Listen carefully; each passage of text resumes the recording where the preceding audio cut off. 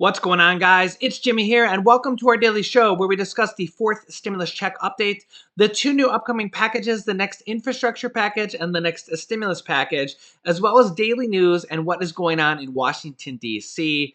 Yeah, we're starting off our 4th of July celebrations early this weekend, so I have a special guest appearance at the end of this video that you should watch to the end to see. Yeah, you'll definitely want to see this special guest appearance that I know a lot of you have been waiting for. So without further ado, let's jump right in. We got lots to cover here today, and here we go. Also, if you can, hit the like button for us, and if you haven't subscribed yet, make sure to subscribe down below. It's completely free to do so you don't miss out on new videos. Okay, this July 4th holiday weekend is expected to be the busiest travel period since the start of the pandemic.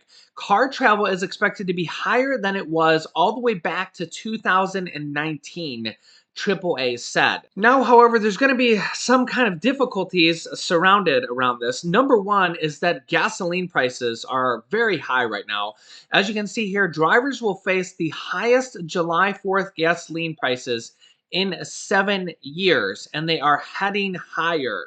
Normal gasoline prices peak in the spring, but this year they are likely to keep rising through the summer as the economy rebounds and oil prices rise. The national average for gasoline this 4th of July holiday weekend will be the highest for Independence Day holiday in 7 years. The national average right now is $3.12 per gallon, is nearly $1 more than prices were a year ago during the pandemic and still just coming out of the shutdowns at this time a year ago. Analysts say that prices could jump another 20 cents or more per gallon this summer. Now, let me know your thoughts if you think that President Joe Biden is to blame for this. One of his first kind of acts coming into being president was to shut down a major pipeline. Of course, Republicans are quick to blame that or too quick to point that out. And now on the counterpoint is that Republicans actually, one of the ways they want to pay for the next physical infrastructure package is they are not willing to get rid of the Trump tax cuts, which actually do provide tax cuts for, well, not only corporations, but also for some lower and middle income Americans. Because again, I'm fair. I like to point out when Republicans or Democrats are helping American people, the Trump tax cuts, they help corporations, but they also do help low and middle income Americans as well. They also expanded the child tax credit from $1,000 to $2,000. And now the Democrats in the third stimulus check package expanded that even further to $3,000 to $3,600 and are going to start those monthly payments on July 15th of $250 to $300 per month, but that's only passed for 1 year. But the one of the things that the Republicans are against is getting rid of the Trump tax cuts in any form at all, which includes in those Trump tax cuts, they lowered the corporate tax rate from 35% all the way down to 21%. A lot of Democrats criticize this because there are so many corporations. There's over 10% of the Fortune 500 companies actually pay $0 in federal income taxes every year. $0. That's right. Zero. Yeah. Not joking. Totally serious. In fact, one of the most newsworthy ones that's always there is Amazon had a year where they made $11.2 billion in profit and paid $0 in federal tax. Yeah, and the Trump tax cuts lowered the corporate tax rate from 35% down to 21%, making corporate taxes even lower. Now, Republicans, or some Republicans, would argue that lower taxes will actually increase economic activity, which will actually kind of pay for itself in the long run, which is a theory I can somewhat get on board with, but it's a very complex theory. The problem is that, as you can see here, for the 10 years of 2009 to 2018 for Amazon, they only paid an effective federal tax rate of 3% on profits totaling $26+ billion. Yeah.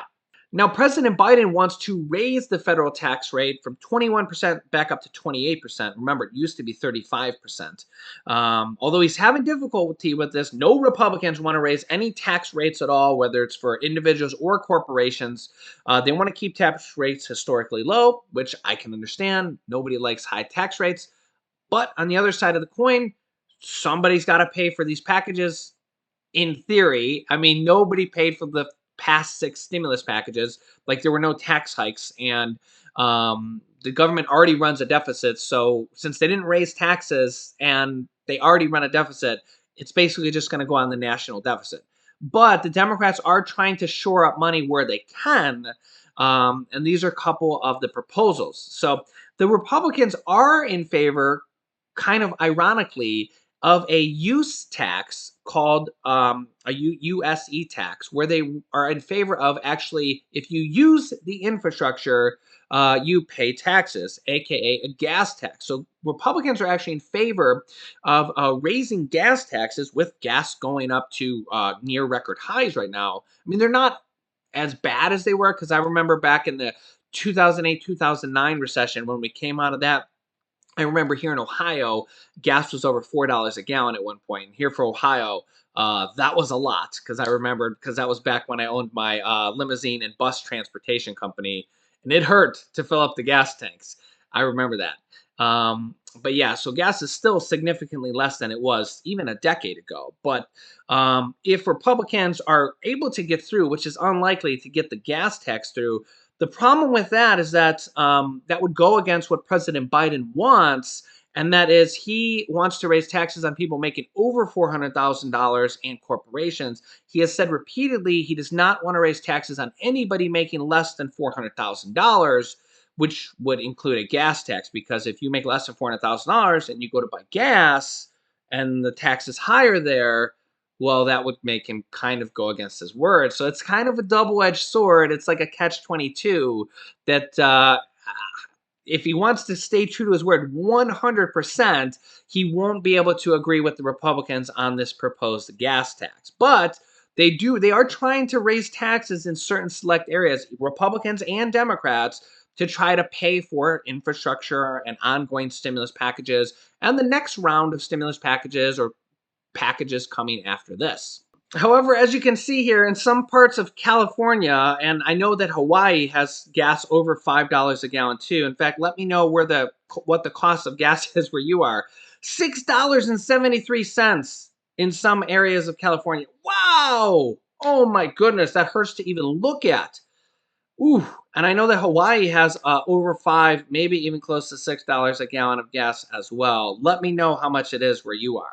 Now, interestingly, the transportation department is proposing a new proposal to require airline refund baggage fees for travel on any airline baggage that is not delivered to you within 12 hours of you landing. You would get refunded for any baggage fee you pay. So this is not passed yet, but they're supposed to have this within the next few days be announced, or at least proposed, as well as other fees like internet. If you pay for internet on a plane and don't end up getting it, that they would be forced to refund you that. So there's just some things we might be seeing come in the near future for travel. Now, just as a word of caution, we are seeing some surges in virus cases, especially due to the Delta variant, which is a very highly contagious variant of the coronavirus. In Missouri, cases actually surged up by 56% in June, and the state of Missouri is actually asking for help from the federal government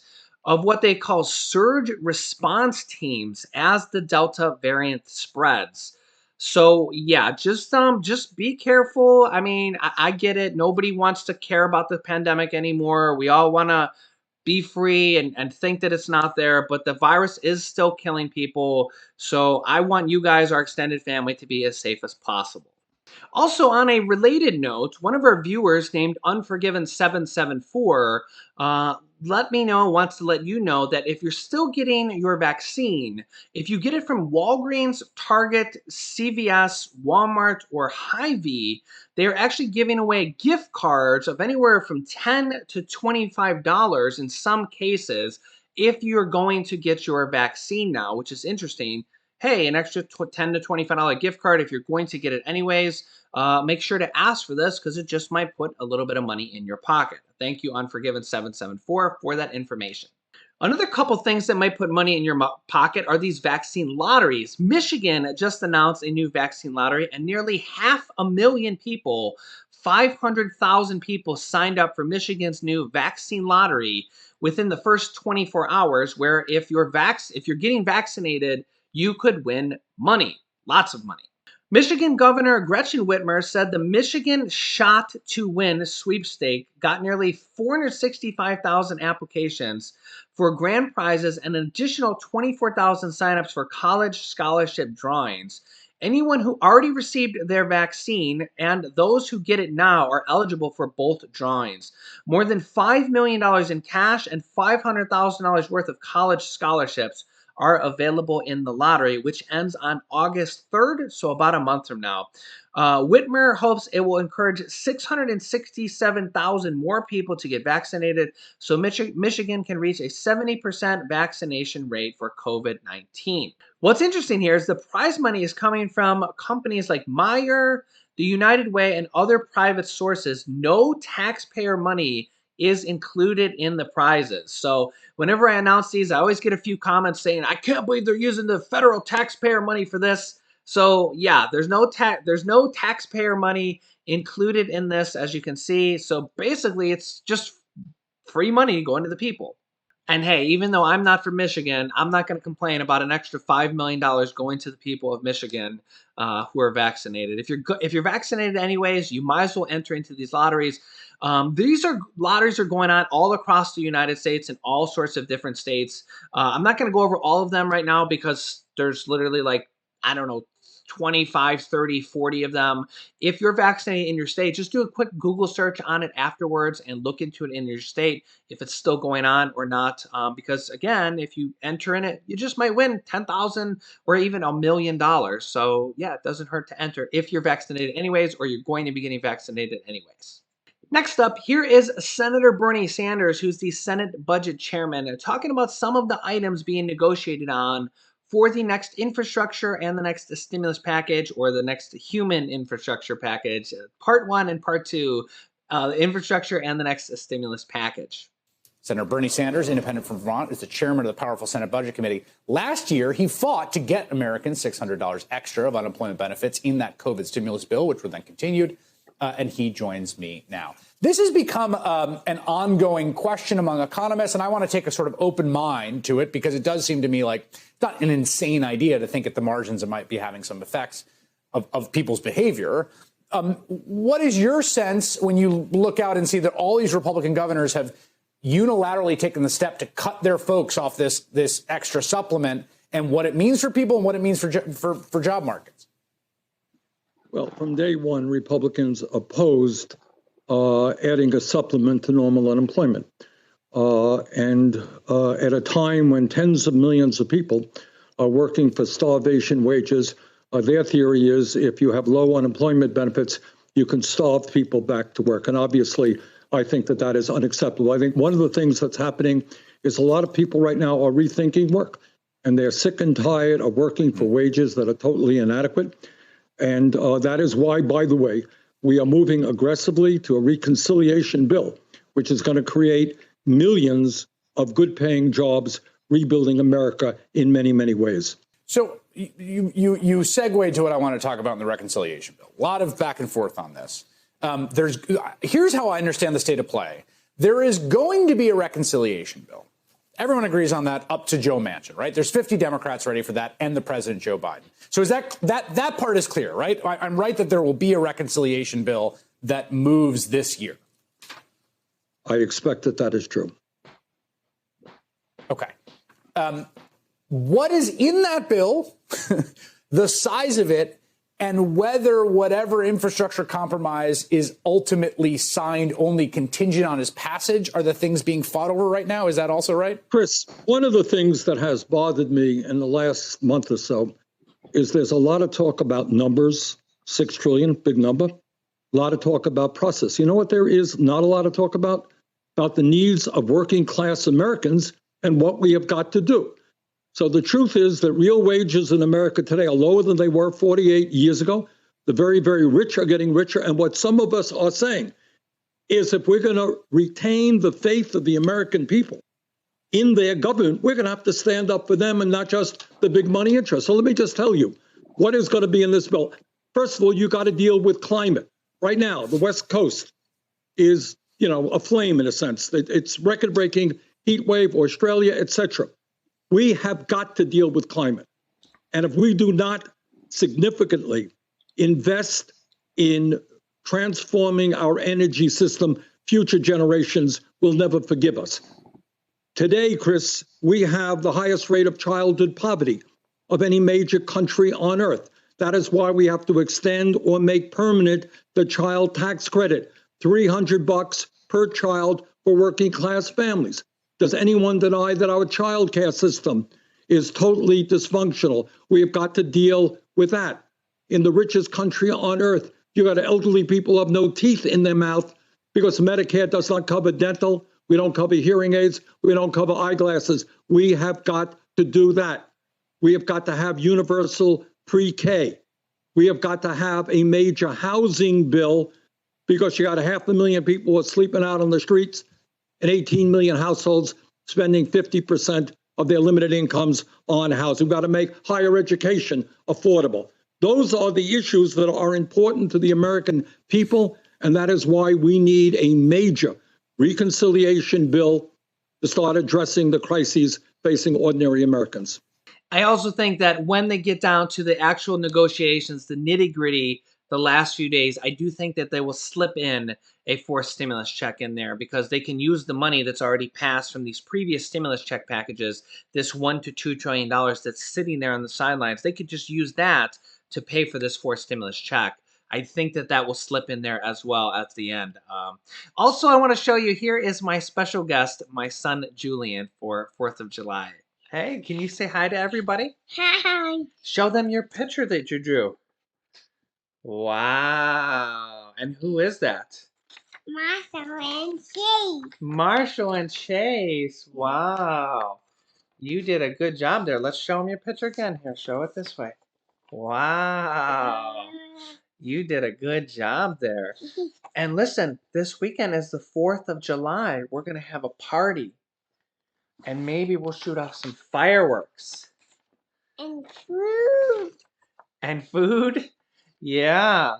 What do you want to do this weekend? I have no idea. You have no idea? Yeah. Yeah? Why don't you know? I don't. What about water balloons? Do you want to play with some water balloons? Yeah. Yeah. I think it's supposed to be hot on 4th of July. Hot, hot, hot. Yeah. Okay, well, listen, can you tell everybody that we're going to see them this weekend? We're going to have some special 4th of July appearances. Say bye-bye. Bye-bye. Say I'll see you in the next video. I see you in the next video. Yes, everybody. All right, say bye-bye. Bye-bye. Thanks for watching. I will have some special guests for the rest of this 4th of July weekend, so make sure to tune in at our normal times at 10 a.m., 3 p.m., and 8 p.m. Eastern Standard Time. You can click this video here to see all the different stimulus checks and programs that are sending money out right now in July, August, and September. And you can click this video here to see President Biden's Social Security raise. So click on one of those videos next. Thanks, guys, and I will see you in the next video.